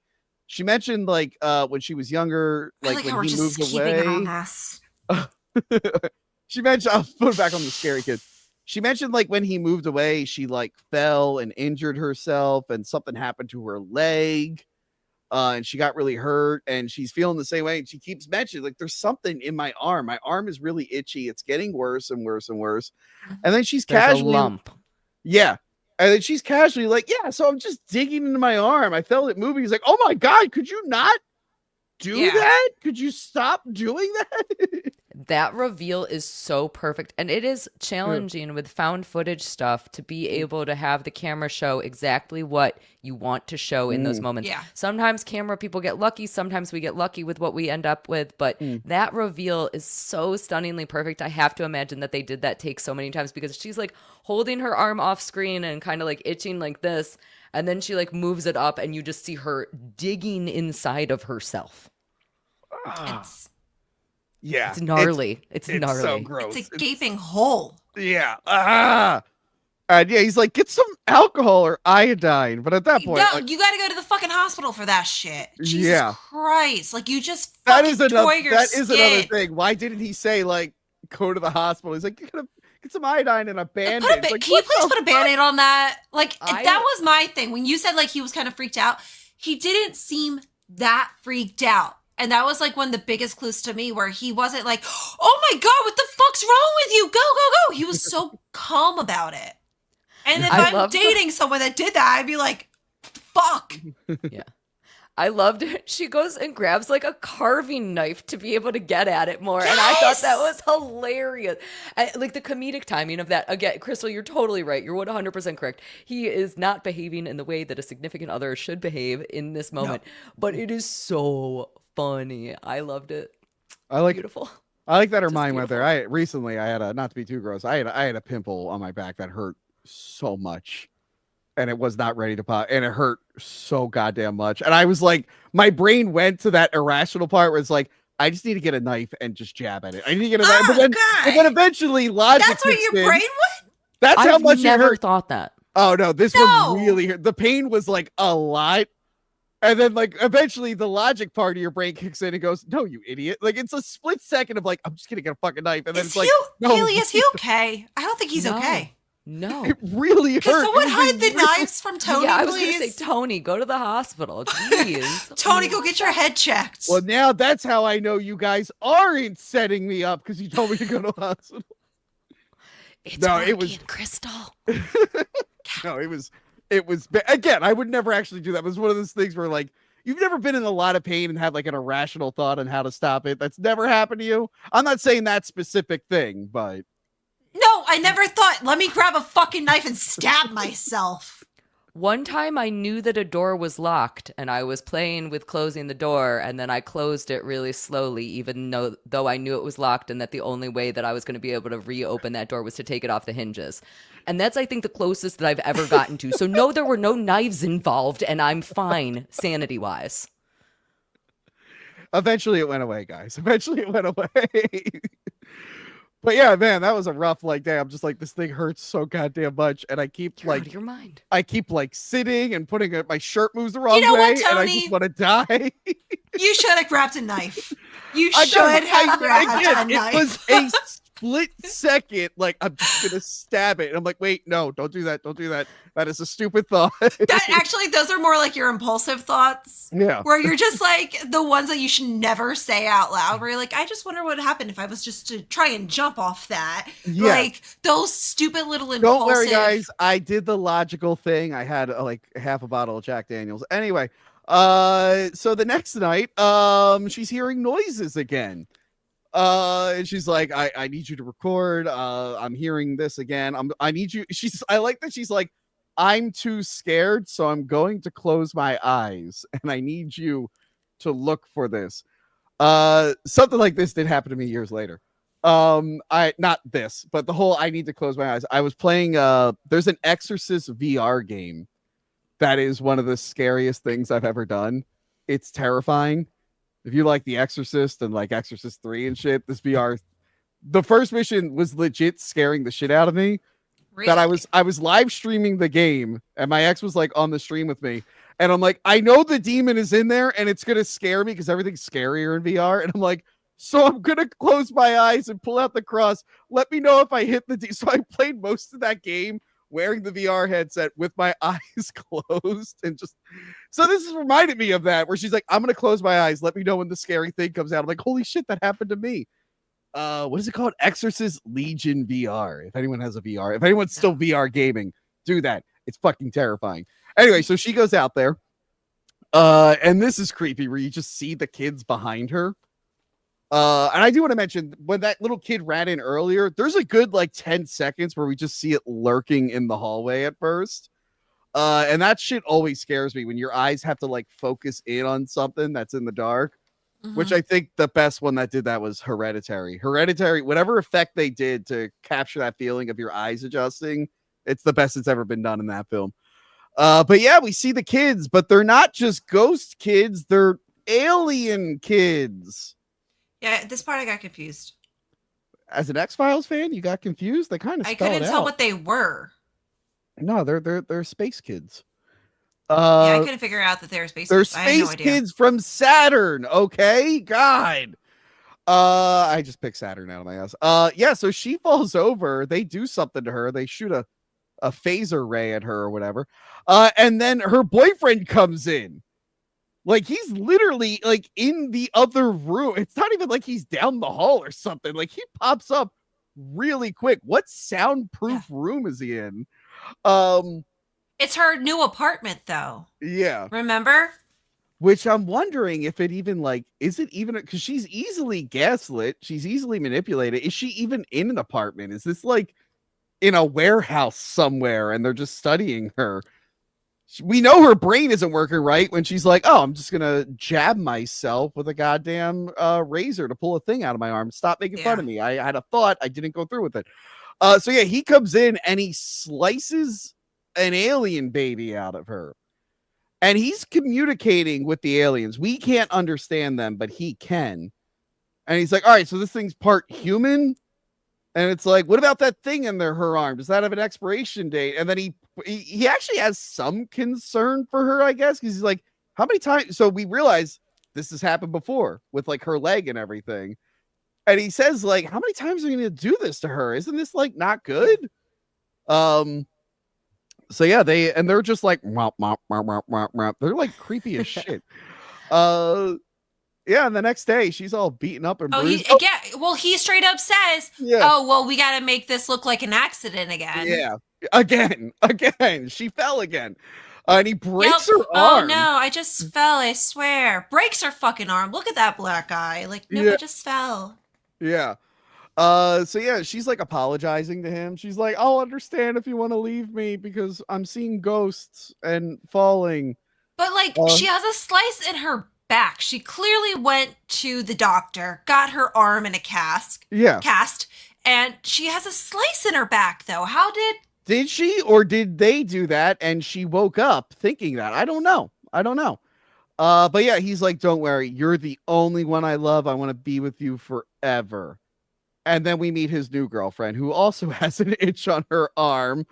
And she also pops her tits out. I mean, this guy, I get he's working with the aliens to birth hybrids, but he's also getting tits out of it. What were you going to say, Cayley? First of all, alien incubation is amazing. And I love that we get to see Chicky Poos as alien incubators. Amazing. Second of all, this is a very, very, very important boob shot. This is the most important boob shot of this movie. And we get a lot of them. And the reason for that is because as he is talking with the new girlfriend, she has gigantic, beautiful boobies. They are so lovely. And he can see them perfectly in the camera. And he says to her, lean back a little bit. I want to see your whole body so he can see her torso. He doesn't care about seeing their boobies. He cares about seeing their bellies because he wants to put alien babies in there. He's making sure that they're going to be good incubators. But then the baby came out of their back. Yeah, but that's the vicinity. It's the vicinity.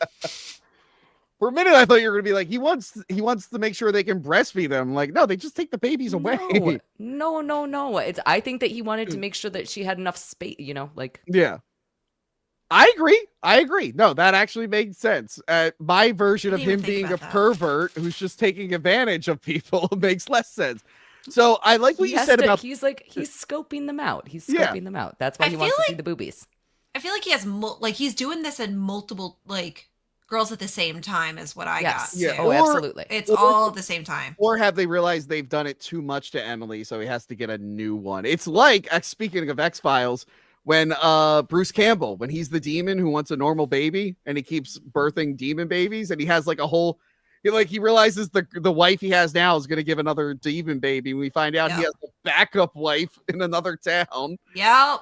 So it's creepy, but we mentioned like a base earlier. So what I think is like he must be working for the government who is working with aliens, because why else would he be working with the aliens? Yep. And the alien babies are super intelligent. So it is like, if you ever watched the mythology episodes of the X-Files, the whole thing was like the conspiracy was humans working with aliens who were infected by black oil. Don't worry about that. And they were trying to birth alien human hybrids to effectively infiltrate Earth. And then they decided, screw it, we'll just invade in 2012. And then the second movie was bad and they missed the date. And then the new seasons, the alien mythology, it's the government going, the aliens decided we polluted too much. They're not coming to Earth. And it was I haven't watched the new one. Is it bad?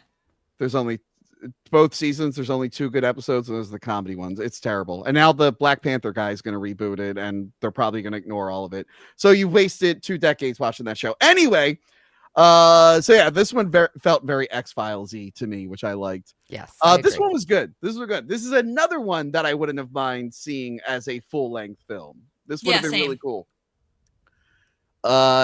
Next up, I think this is the final. Yes, this is the epilogue to the framing device. Where the main guy who set him up on this is like, where is everyone? Everyone's gone. The dead body's gone. And then I like when he finds his friend dead, or not his friend, the guy dead. He's like, oh, like he thinks it's funny. Yeah. And you're like, man, that guy really is fucked. He must do a lot of fuck shit if his first reaction is, I need to run away. But it's not until he realizes that the dead guy in the chair is a zombie man that he starts to take it seriously. What was his logic? Oh, I thought you were a normal serial killer. It turns out you are a zombie man. Now I'm scared. Now this is wrong. And he's like a super zombie. His jaw's all dislocated and shit. Looks awesome. It does. Yeah. And then he dies. And I feel like the framing device for like the next few kind of do something like there's some kind of undead element to it. Like the second one, it's the kid. The third one, it's like the ice cream truck, which is just hands driving it. I don't know why they went all in on that. And then they changed the format afterwards. After Viral, they changed it up. The next segment, 10/31/98, is written and directed and starring Radio Silence, the creative group that did Ready or Not, which again I still haven't seen. I like everything I've seen them done. I think you would like it. I know I would like it based off everything I've seen, and I keep forgetting to watch it. And now they're doing a sequel. I mean, I already know everything that happens, been spoiled, but I think I'd still enjoy it. They also did Scream 5, Scream 6, and Abigail, which were all. I love Abigail. Abigail was good. That follows the tradition of vampire movies spoiling their twist in the trailer, but it was still a good time. Yeah. Wish they were coming back for Scream 7. That's starting to look like a shit show. But yeah, they're filming a Halloween party, or they're going to film a Halloween party. They're taping over this is one of my favorite things with found footage, is when they tape over other tapes. Because I don't know if any of you grew up in the VHS era, that was a thing. You would accidentally tape over and you would see artifacts of whatever you were taping over. Yeah. What was it? A few years ago, when I was still doing rental reviews. Remember that show? Wait, what was it? Shut up. We did Street Fighter the movie, and we wanted to capture footage from one of the animated movies, and Justin gave me his copy. Who? Justin from Rental Reviews. And when we talked about it in the episode, when we popped in, and by the way, it was the legit tape. It wasn't like taped off TV. We popped in the Street Fighter animated movie tape, and it was 2.5 hours of BET footage. So I guess, and Justin taped that, I bet. Either him or his sister. It was him. It must not have had the copy protection on it, this tape, and they taped over the Street Fighter. But so I was watching like 2 hours of BET, and in the middle of it, there's like a flash frame of M. Bison from Street Fighter real quick. I think a really great example, I'm actually about to review next week. I'm doing Cloverfield. with Ooh, Husey from Husey nice. Entertainment. They do so that it's a the lot. same kind of concept where you get the Yeah. glitch of here's the thing that we taped over here, you know. Mm. That's awesome. And the Yeah, reveal so- is exciting in things like this. I love that. I think it's Yeah. really well executed in this segment. I So love the there's a actual bear the date is actually in it. Like Yes. it felt very, very old school. Yeah. 1 second, girls. I need you to entertain everyone. I think I need water. I feel like I'm about to throw up. What? Take You your always get time. sick, Tony. For the last Don't- 2 minutes, my mouth has felt weird, and I'm like, am I about to throw up? I'll be right back. take Leave your super time. chats in honor of my death. I'll be right back. Hi, This is Cayley. the best this show's ever been. Hey, Tony died, guys. This is On we finally stream. get Ladies Month. Hey, Woo! Yeah, ladies, yeah, ladies yeah, show. yeah. Okay, go yeah. ahead. No, I was gonna say I'm really jealous you're doing Cloverfield. I'm so excited about it. That is such a good movie. It's so good. I'm actually going to be doing all of the different Cloverfields with Husey from Husey Entertainment, and it's just been a super fun series to start working on. Those are shockingly hard movies to talk about though, because so much happens. It's like the segments of this film where on the surface it feels like not a lot is going on, and then you start digging into it and you can't stop talking. Yeah, there really is so much that happens in those movies. I don't like. How are you breaking it down? Are you breaking it down like because we talk scene by scene? So how do you break Yes. it down? We definitely went scene by scene for Cloverfield. I think that for 10 Cloverfield Lane, we might go in a slightly different route, which will be exciting. Cloverfield, it really only made sense to talk about it scene by scene because you have to do like the reveal of the kaiju and how does it fit into that universe and how do we Yeah. get associated with all of these people and what dumb stuff is TJ Miller doing, you know? All that fun stuff. Yeah.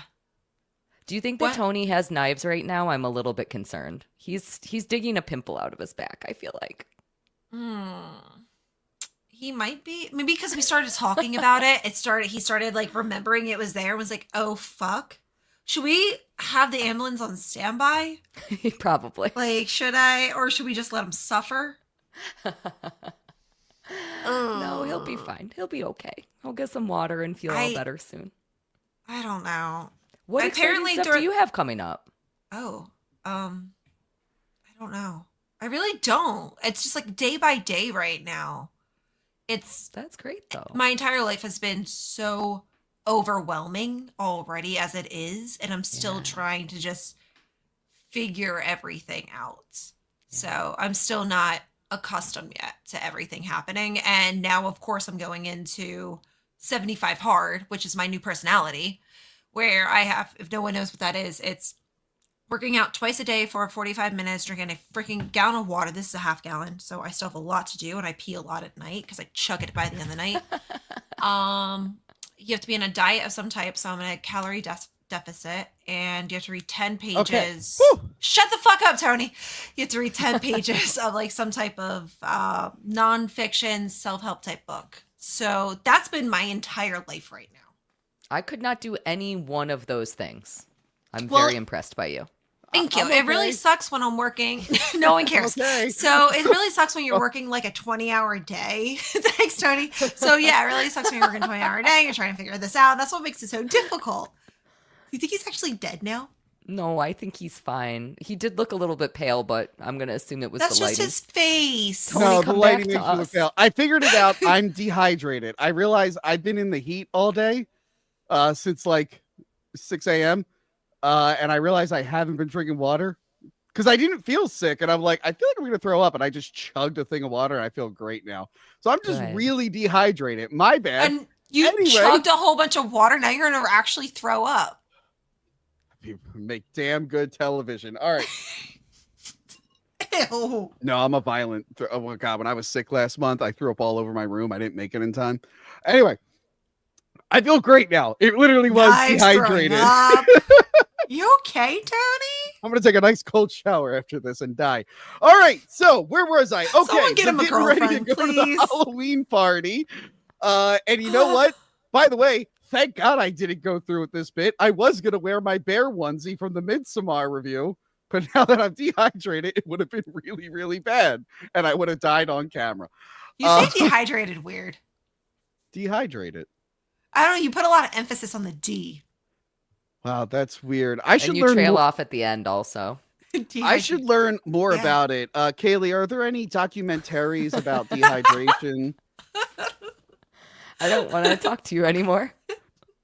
Crystal, if you saw any You say the goddamn same thing. Yeah, you say the same word. You Yeah. can't. I know, but she doesn't get called out on it, and I do for some I get reason. called out on everything else I say, though. By the way, there is one Everything. fucker in the comment of every video that will say when he saw a movie, but he always says, "I remember I saw," and he spells it SAUL, and I'm like, "Oh, you fucker! I know what you're doing. You're making fun of me." That's fantastic. Anyway, I didn't He's wear my the new bear. favorite person. Yes, same. I didn't wear the bear onesie, Keep going. thank God. So they're going to a Halloween party at a cool house. They're very excited. On their way, they stop by a train. These guys you don't hate. Usually I hate a lot of the characters in the other ones. They seem like they're just cool guys. I think that's what I didn't like about this segment. I didn't hate any of them. And by the way, everyone else was misogynistic. They respect women too much, and it's their undoing. These dummies. Can't win, you can't. At the very end, they finally give us men who respect women and want to keep them safe, and it turns out they get horribly murdered for I it. guess men are just fucked then, right, Tony? Yeah, so they're on their way, and they show up at the wrong house. You know, it's 1998. I don't think we have MapQuest yet. The GPS wasn't common. You just had to go. Like, go to this using a beeper in the phone. Yes, they're using a beeper. They're dressed as a Marine, a pirate, a bear, and the Unabomber, because you were allowed to do problematic cosplays back then. And they show up at the house, and they're like, "Oh, this is lame." But then they start seeing haunted stuff, like scary faces in the wall and little ghost girls. But like, because they went in with a party attitude, like, "Oh, this is like a haunted house. This is awesome." Normally, everyone would be horrified. Like, this is so cool. They have hands coming out of the wall and shit. It's great. So they all think this is a performance piece, and they're loving it. This guy's walking around. This bear teleports upstairs into another room. He thinks that's odd. He's got the nanny cam. I forgot to mention. Yes. This is all being filmed with a nanny cam inside a stuffed bear. I guess that is his costume, because nanny cams would be in stuffed bears. So yeah, they're walking around. They get to the attic and they find a woman tied up with some kind of ceremony going on, and they're praising God. And again, they all think this is part of the act, so they start joining in. They're like, "Yeah, salvation." And I love these guys. Are like, "Who the hell are you? What are you doing here?" So we realize they've interrupted something. They get into a tussle. People are getting sucked up into the rafters there by some kind of entity. And they all are about to leave. And fucking Teddy Bear is like, "We gotta go help that girl. We gotta go help that girl." Or he's calling 911. Just saying. That's what I don't understand at this point, why they aren't just like run out of the house and call 911. We have everything on camera, you know? Yeah.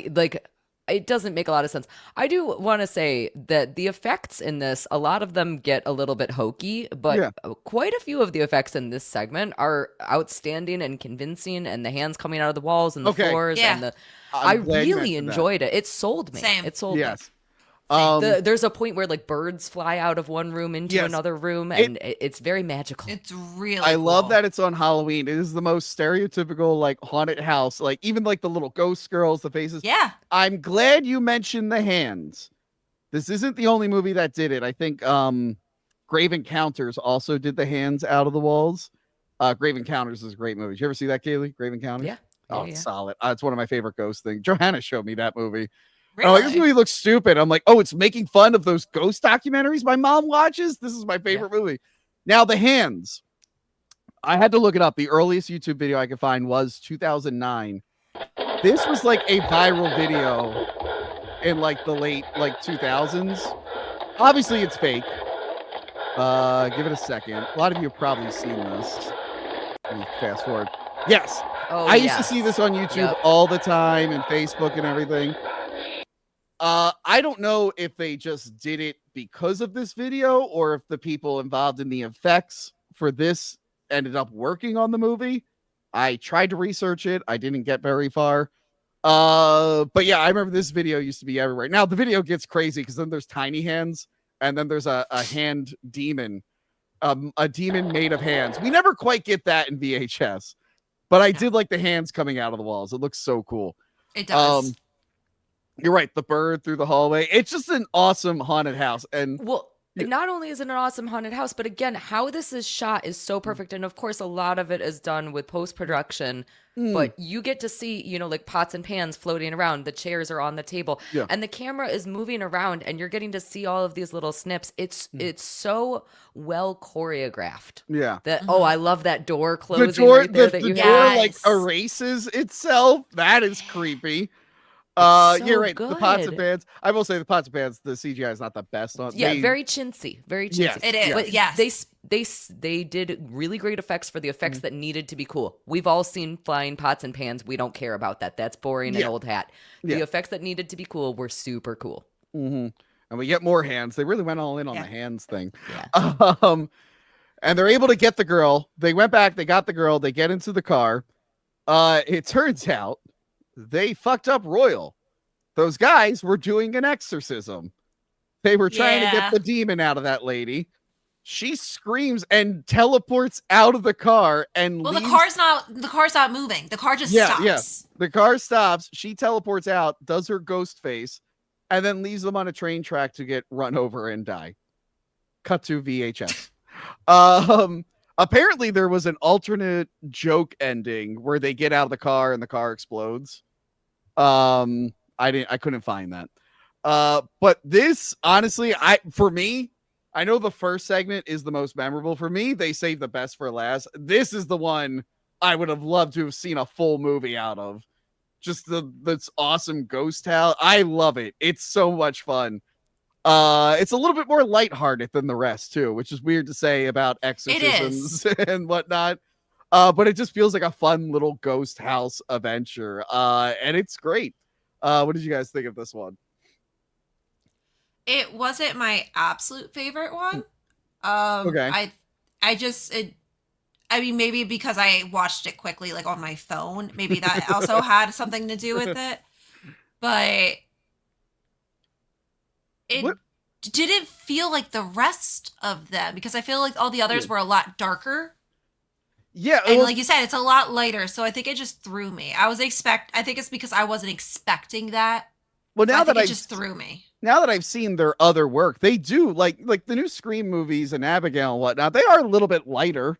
Like they are, but you go in expecting that. Yeah. When you watch all these other segments where you literally hate a good chunk of the characters, especially all the men in them, and something pretty damn gory happens, then you get to this and it's like, I think it's like also the beginning, they were prepping for this party so much, you don't really get to all the fun craziness till it's a little bit towards the end, so it doesn't really suck you in right away. Yeah. I think if I re-talking about it, I like it. But I think it's my first initial rewatch because I haven't seen it in so long. Watching it for the first time again just threw me. Yeah. What did you think, Cayley? I liked Crystal, you just made me think of this. I really liked the pacing of this one and how the pacing of this one was similar to Second Honeymoon. So I think that the pacing is exciting. You're getting to watch them explore the house. They're kind of being little goofs together. They're like, oh, everything is fine and great, and we're having a super fun time. They're pranking each other. You know, they're jumping up behind each other, and you don't really know where it's going to go. Again, this was our first time. This was our first introduction to the VHS franchise. Wait, I lost audio. Oh, no. Are you back? Hello? Test? Crystal? Test. Oh, no. Oh, you no. can still hear me, though, Tony? I can hear you. Okay. We can hear her. It doesn't look like she can hear us at all. Can you still not hear us? Hello? I can't hear you guys. Oh, no. Damn it. What the fuck just happened? Should I want to tell her to go out of the room and come back in, and now I'm thinking of like when Sutter and John told that guy and he physically left the room. I'm literally testing my speakers right now on the testing, and I can hear the test, and I can't hear you guys. Exit the room. What the fuck? And come back. I mean, StreamYard can do that shit.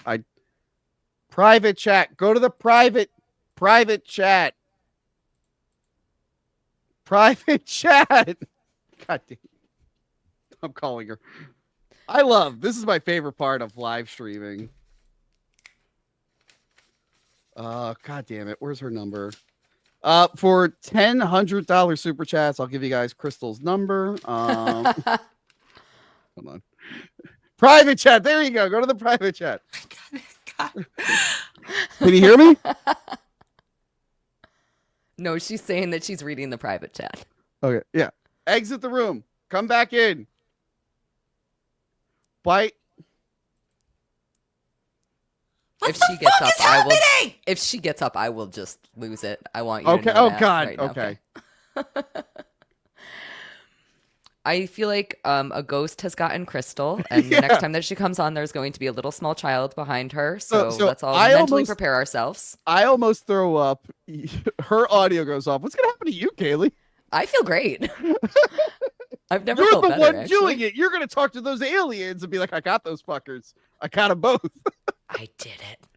My evil plan has finally succeeded. Let me finish talking a little bit about this segment while we wait for Crystal to come back. So I really liked the pacing of this. I thought that it was interesting. And again, at this time, before VHS was a franchise, we really didn't know if all of the segments were going to be supernatural, or if they were going to be harrowing, or if they were going to be slashers, or if we had no idea what each one of the segments were going to be. And so this one, at times, it feels like maybe it's supernatural. At other times, it feels like maybe it's goofy, funny times and somebody is pranking them. And I think that's really interesting about this one. Yeah. It's a good time. Okay. I got you guys! Crystal! I don't know what your microphone! Happened. You have the wrong microphone. God damn it!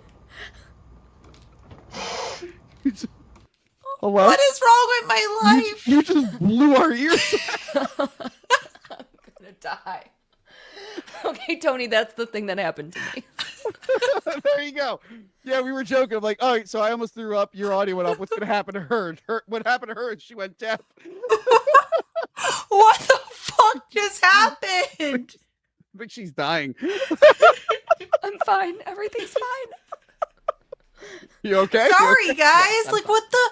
Why did everything just fucking fail on me? Dude, StreamYard does that. It's annoying. It literally just like everything, all this stuff.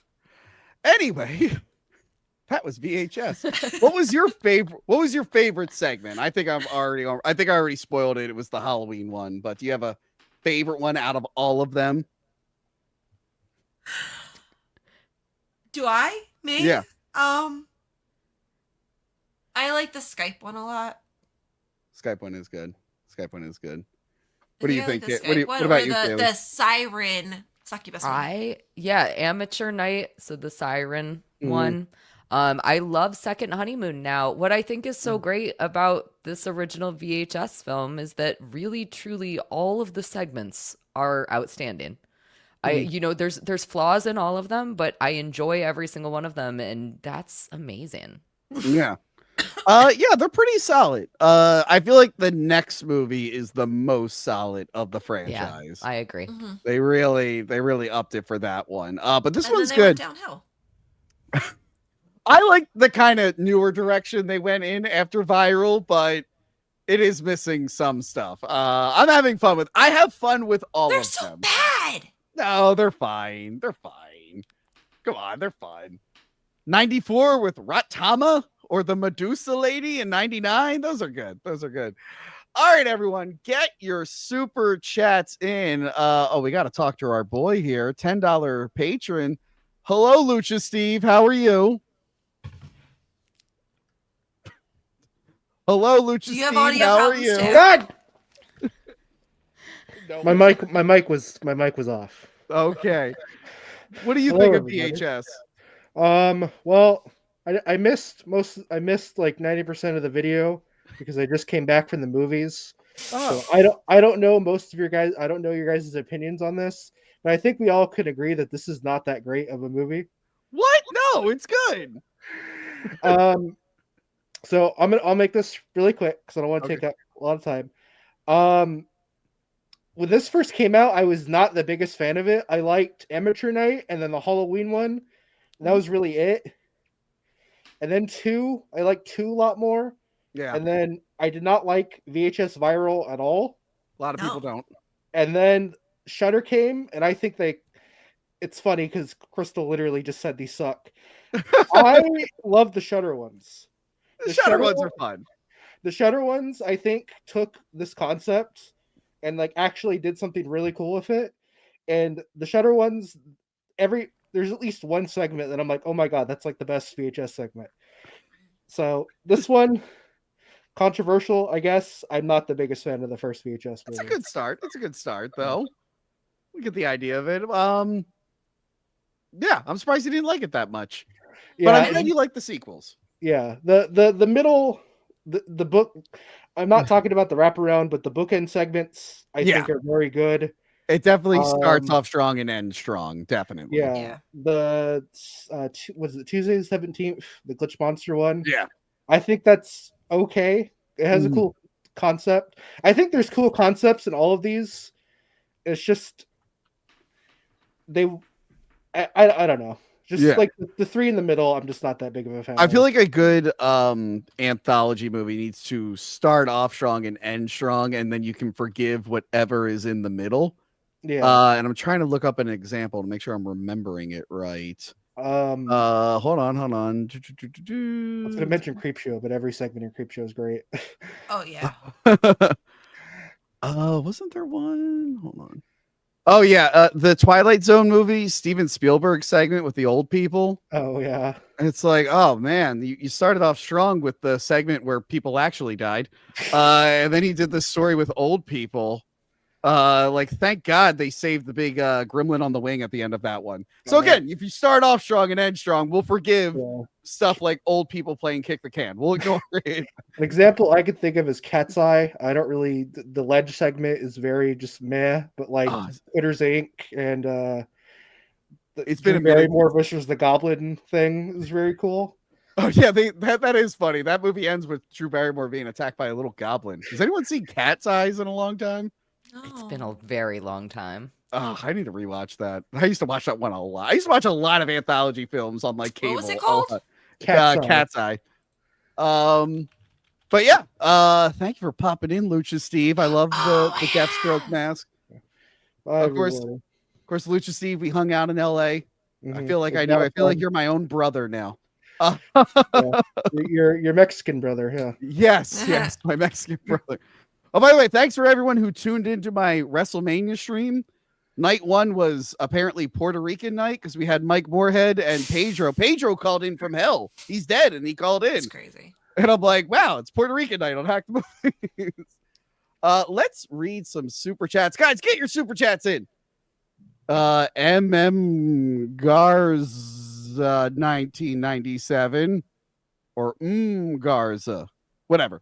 VHS makes Paranormal Activity look like a regular episode of Ghost Hunters. I mean, they're different things. And then, Lucha, why do you do super chats if you're going to call into the show? Why do you do that? I don't know. I want to give you money. Can you, Jody? Why are you fucking complaining?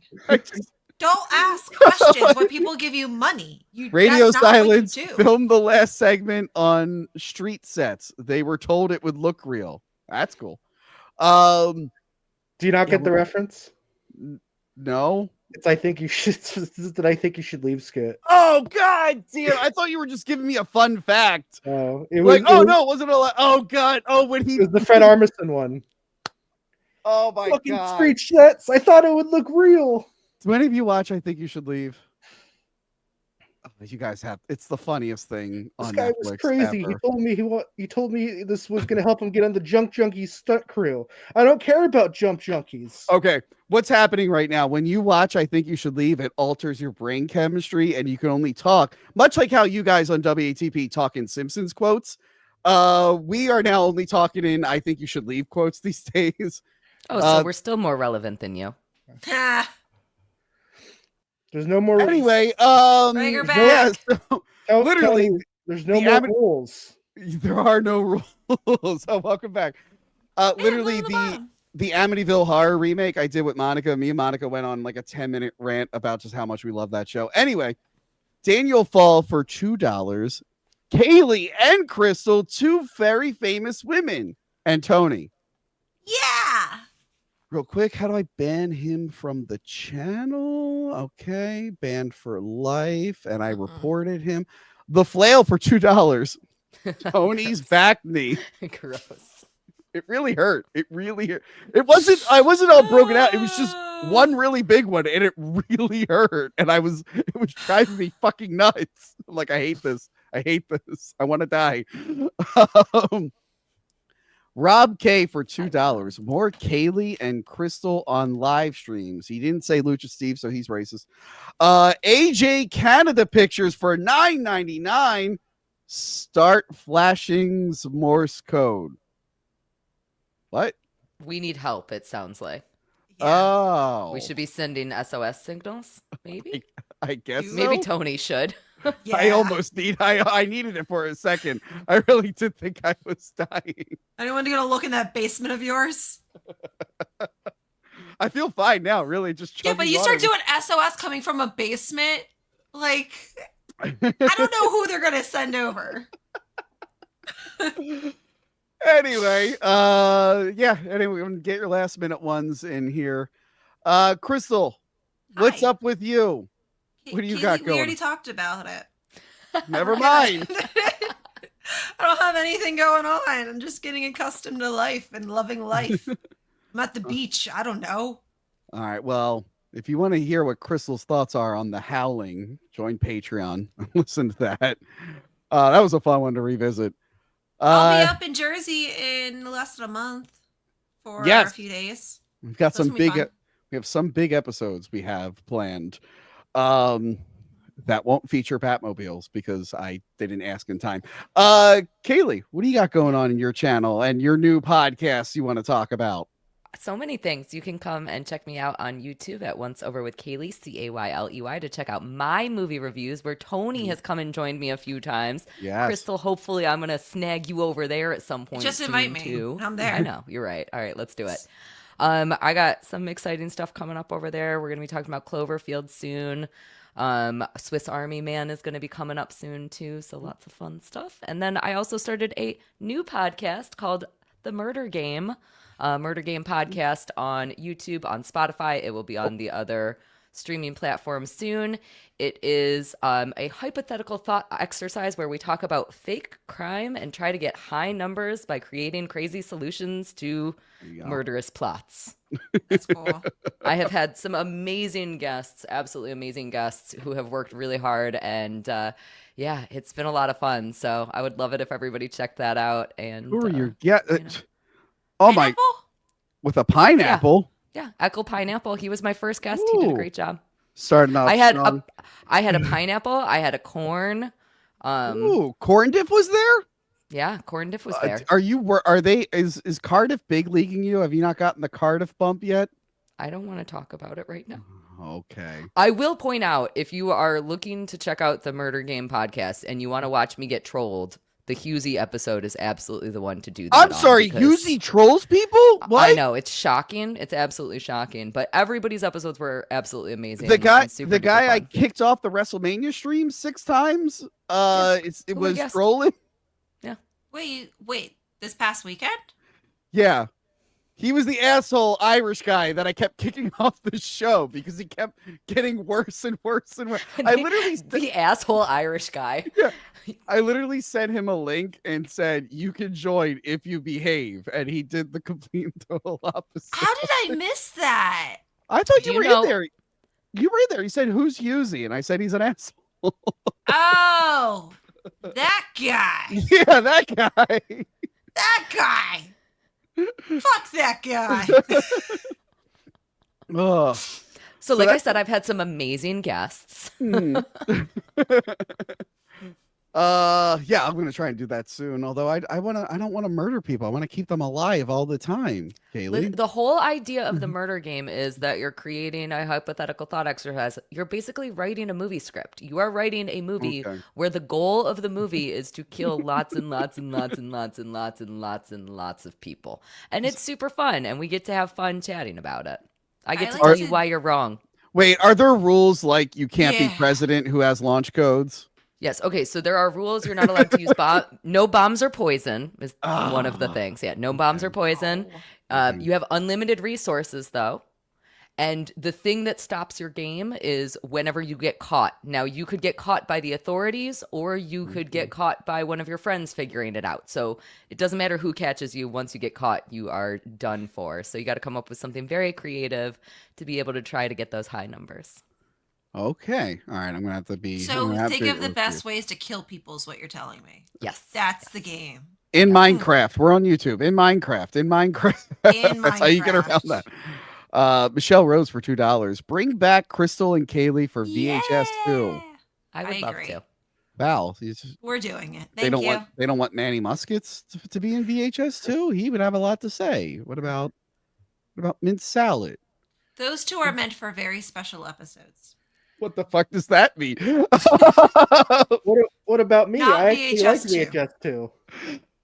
Okay, Lucha Steve. I All know. right. But you need to wear a headset because I heard myself echoing on your camera. How are you doing, Lucha Steve? What do you got going on? You have a podcast too, right? Yeah, I have not finished making the first episode yet, so ask me again at the wrap up. Good job. Good job. You have a Oh, week. you're gonna be like me that keeps saying I'm gonna create a podcast and I don't. I don't It's want to be great. like Crystal, so I'm gonna get that done. next week. I used to like you, Lucha Steve. Burn. Oh, That hurt. I'm sorry, Crystal. It's okay. Oh man. But yeah, so that's it from us. Like I said, join the Patreon and everything. We got some fun stuff. We're working on a secret project for Patreon that's gonna be pretty big. Yeah, and check out the episodes I've been putting out lately. What you call it? The Superman 3 episode. The Superman 3 episode with Manny Muskets is required viewing for all Hack the Movies fans. I'm declaring it now. It's the funniest. Anything with Manny Muskets. What are you talking about? It's the funniest goddamn thing we've I done. normally don't watch your episodes of movies I haven't seen, but like that one I had to watch. You had to. Also, I've been putting out smaller little video essays again, like solo videos, which I should have done all last year, and then I didn't because I'm an idiot. I recently went through the Men in Black comic books. They are very different. There's only 7 issues, and when Marvel bought the comics after the movie came out, they realized they couldn't push the comics. The Tommy Lee Jones character suggests to a kid that he do a mass shooting in the original comics. Very different than the movie, so check that out. I'm working on some other ones. I'm reading the Lost Boys comics right now.